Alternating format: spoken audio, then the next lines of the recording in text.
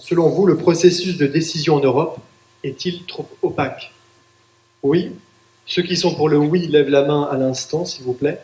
Comprendre les enjeux de l'Union européenne, souvent source de questionnements, tel est le but de la réunion organisée à Montigny-le-Bretonneux par l'antenne de 50 ans en Yvelines du mouvement européen. Ça consiste à reprendre l'ensemble des items qui sont diffusés dans les médias, qui pour la plupart sont relativement négatifs et qui donc vont les reprendre un par un, enfin en fonction des questions de la salle, et les démonter avec des arguments objectifs à l'appui.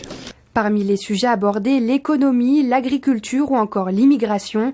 Les décodeurs de l'Europe du soir sont des membres du mouvement des jeunes européens et un représentant de la Commission européenne en France. Le système qui a été créé pour gérer les migrations l'a été à une époque où la migration n'avait pas une ampleur telle que celle qu'on a connue en 2015. C'est la raison pour laquelle l'Union européenne aujourd'hui est en train de préparer une révision de ce qu'on appelle le règlement de Dublin, c'est celui qui organise un petit peu tout ça.